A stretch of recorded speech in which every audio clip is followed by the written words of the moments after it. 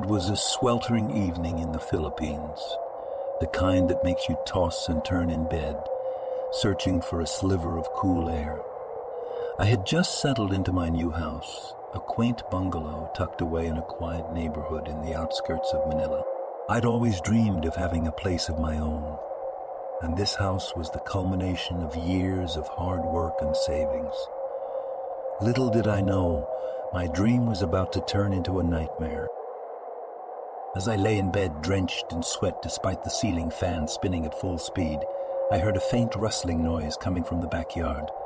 My eyes shot open, and I strained to listen, attributing the sound to the usual nightly symphony of insects.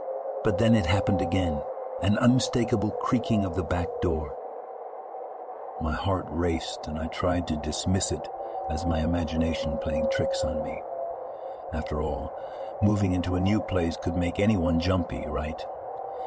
I turned on the lamp on my bedside table and reached for my phone to call the local authorities, but the screen remained dark. The battery had died, and my charger was still packed away somewhere in the sea of cardboard boxes scattered throughout the house. I cursed under my breath, my anxiety growing with each passing second. It was just me, alone in the house, and I had no way of calling for help. I decided to investigate the noise myself, my bare feet silently padding across the cool, tiled floor. As I made my way through the dimly lit hallway, I noticed that the air had grown unnaturally cold and a sense of foreboding settled over me. I reached the living room and my eyes widened in terror as I saw the back door slightly ajar. It was clear that someone had been here, and they hadn't left. I tiptoed closer, my heart pounding so loudly in my chest that I was sure it could be heard from miles away. I pushed the door open a bit wider, revealing the moonlit backyard. My breath caught in my throat as I saw a silhouette, a tall figure hunched over, rummaging through my belongings on the patio. Fear gripped me, but a strange mixture of anger and disbelief also coursed through my veins. Who would dare to intrude upon my sanctuary, my haven of peace and solitude? My anger momentarily overpowered my fear, and I mustered the courage to confront the trespasser. I took a deep breath, stepped out onto the patio and shouted, "Hey, who are you? And what do you think you're doing?" My voice quivered, but I hoped it sounded strong enough to scare off the intruder. Figure froze, and for a moment time seemed to stand still. Then slowly and deliberately it turned to face me. Moonlight revealed a grotesque sight, a face obscured by a tattered hood, eyes that gleamed with an eerie, unnatural light, and a grin that stretched unnaturally wide. I gasped, stumbling back in horror. There was something deeply wrong about this person, something otherworldly and malevolent. I desperately wanted to turn and run, to flee from this nightmare, but my feet were rooted to the spot. The intruder began to move towards me, its steps slow and deliberate, as if savoring the fear it was instilling in me. Panic surged through my veins, and I finally found my voice, screaming as loudly as I could. But the sound that escaped my lips was drowned out by an unearthly guttural laughter emanating from the intruder. With each step it took, the figure seemed to grow taller, its shadowy form shifting and contorting. I couldn't comprehend what I was witnessing. Was it a ghost, a demon, or some unholy creature from the depths of Filipino folklore? I turned and fled, racing back into the house and slamming the back door shut. My heart raced and my mind raced even faster, trying to make sense of the impossible. I needed to escape, to find help, to get away from whatever that thing was. As I sprinted down the hallway towards the front door, I heard the unmistakable sound of glass shattering behind me. I didn't dare look back, my adrenaline-fueled flight carrying me through the darkness of my own home. The front door was my only hope, my only escape from the nightmare that had invaded my life. I burst through the front door and stumbled out onto the quiet street, gasping for breath. My neighbors' houses stood silent, their inhabitants oblivious to the terror unfolding next door. I needed to reach them, to find safety in numbers, but my eyes were drawn back to my house. There, Standing in the doorway was the intruder. Its hood had fallen back, revealing a face that defied all logic and reason. A grotesque, nightmarish visage with hollow, glowing eyes, and a grin that seemed to stretch impossibly wide. I couldn't tear my gaze away from it, and as I watched, it slowly raised a bony, elongated finger to its lips, gesturing for silence. Then, with an otherworldly grace, it began to glide towards me. I turned and ran, my screams echoing through the empty streets. I didn't stop until I reached the nearest house, pounding on the door with all my strength. It swung open, and I fell inside, babbling incoherently about the intruder, the creature that had invaded my home. The neighbor who had opened the door looked at me with a mixture of concern and disbelief, but they could see the terror in my eyes. They called the police, and within minutes, officers arrived at my house. They searched every corner, but there was no sign of the intruder.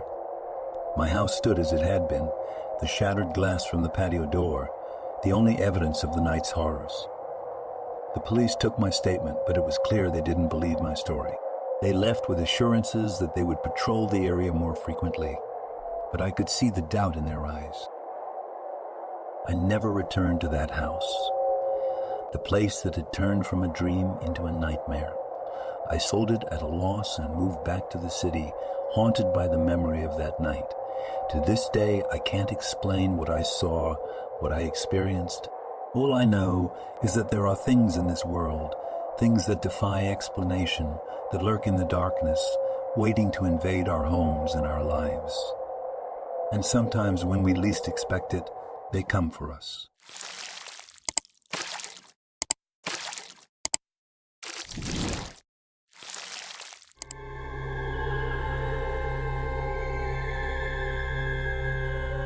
The oppressive heat of the Philippines had always made it difficult to sleep at night, even with the oscillating fan on full blast. But on that particular evening, a sultry breeze rustled through the curtains of my bedroom, promising some relief. I had just settled into a restless slumber when the unsettling sensation of being watched crept over me. I woke with a start, my heart pounding as I scanned the dimly lit room. The darkness was absolute, and I strained my ears to listen for any unusual sounds.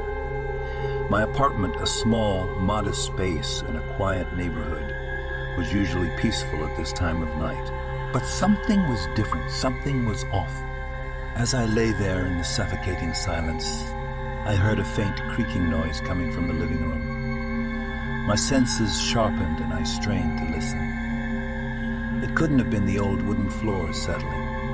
It was too rhythmic, too deliberate. The realization hit me like a bucket of icy water. Someone was in my home. Panic surged through my veins, but I knew I had to stay calm. The room remained shrouded in darkness, and I didn't dare move. I reached for my phone on the nightstand, careful not to make a sound, and dialed 911, my thumb hovering over the call button. My voice trembled as I whispered my address and explained the situation to the dispatcher. They assured me that help was on the way, but the minutes that followed felt like hours.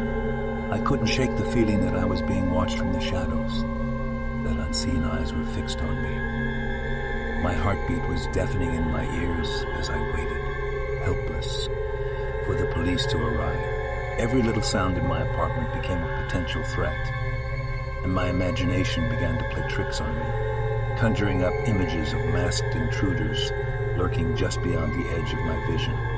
Then, a muffled voice echoed from the living room. It was hushed, barely audible, but unmistakably real. My heart skipped a beat as I strained to make out the word. "Check the bedroom," the voice whispered. My blood ran cold as I realized that there was more than one intruder. The sound of footsteps grew louder, drawing nearer to my room. I knew I had to hide. I slid off the bed and crawled towards the closet, praying they wouldn't see me. Sweat trickled down my temples as I clutched my phone tightly, ready to make a desperate call for help if they found me. The bedroom door swung open with a soft creak, and my breath caught in my throat. Shadows danced across the walls as the intruders moved cautiously through the room. their hushed voices a sinister symphony in the night. I hugged my knees to my chest, trying to control my trembling. The intruders seemed to linger in the room, as if they could sense my presence. My heart raced and I silently counted the seconds until the police would arrive. It felt like an eternity. Just when I thought I couldn't bear the tension any longer, I heard the distant wailing of sirens. Relief washed over me like a tidal wave. The intruders heard it too, and their whispered voices grew frantic. They retreated from the room and made a hasty exit through the window, shattering the glass pane in the process. Moments later, the police burst into my apartment, guns drawn and flashlights piercing the darkness. They found me huddled in the closet, tears streaming down my face, and rushed to reassure me that I was safe. The relief was overwhelming, and I could finally breathe again. The officers took my statement and examined the broken window, gathering evidence left behind by the intruders. They promised to do everything in their power to find those responsible and bring them to justice. In the days that followed, I couldn't shake the feeling of violation that had settled over my home.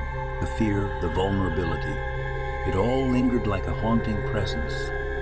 I installed security cameras, reinforced the locks on my doors and windows, and began the process of healing.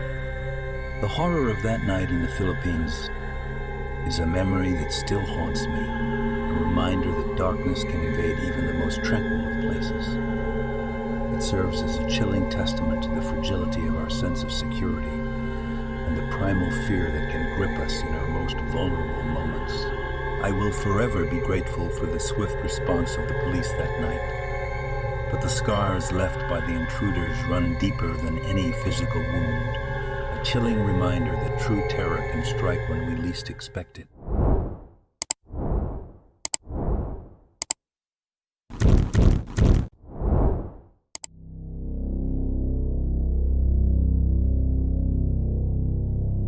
Philippines, with its lush landscapes and vibrant culture, had always been a place of warmth and hospitality. But on one fateful night, I came face to face with a horror that would forever change the way I saw my home. It was a sultry evening in the heart of Cebu City, and the sweltering heat refused to relent even as the sun dipped below the horizon. My apartment, a cozy haven on the outskirts of the city, was my sanctuary from the chaos of urban life. Little did I know, it would soon become the setting for a nightmarish ordeal. I had just settled into bed, the sheets sticking to my sweaty skin, when an unsettling chill ran down my spine. A faint rustling sound had pierced the stillness of the night, like a whisper carried by the wind. My eyes snapped open, and I listened intently, trying to discern the source of the disturbance. The room was cloaked in darkness, and I strained my senses to their limits. At first, I thought it might be the wind playing tricks, but there was something different about the sound, something more ominous. My heart quickened and beads of sweat formed on my forehead as I lay there, paralyzed by fear. Then it happened again. A soft, almost imperceptible whisper, like someone breathing words into the night. My breath caught in my throat as I realized that the sound was coming from within my apartment. Panic surged through me, but I forced myself to stay still, to remain hidden beneath the covers.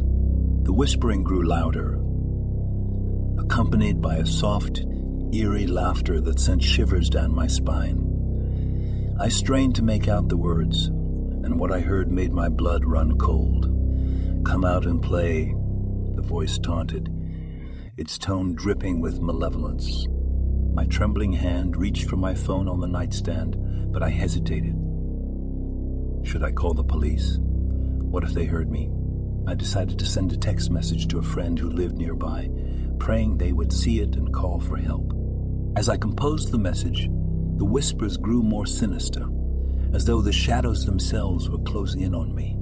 I could hear them moving through my apartment, their footsteps almost inaudible, their presence suffocating. My heart pounded in my chest as I hit send, my only lifeline to the outside world.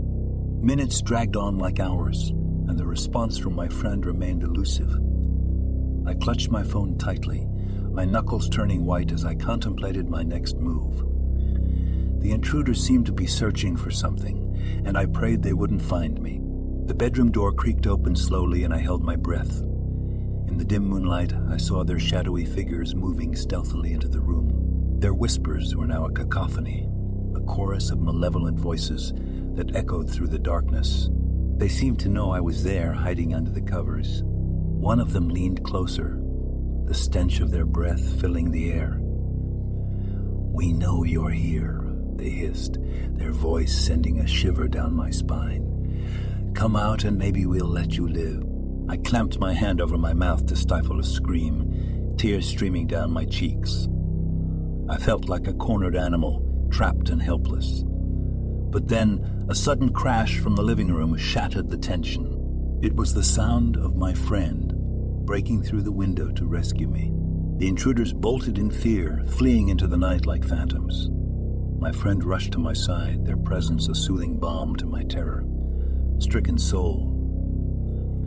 The police arrived soon after, and together we recounted the harrowing ordeal. In the aftermath, I moved to a new place, one far away from the memories that still haunted me, but the scars, both physical and emotional, remained. I had survived a nightmarish invasion of my home, an encounter with the darkness that could exist even in the most welcoming of places. The whispering shadows would forever remind me that safety is an illusion, that the line between serenity and terror can blur in an instant, and that the Philippines, for all its beauty, could still conceal the most chilling of secrets in its depths.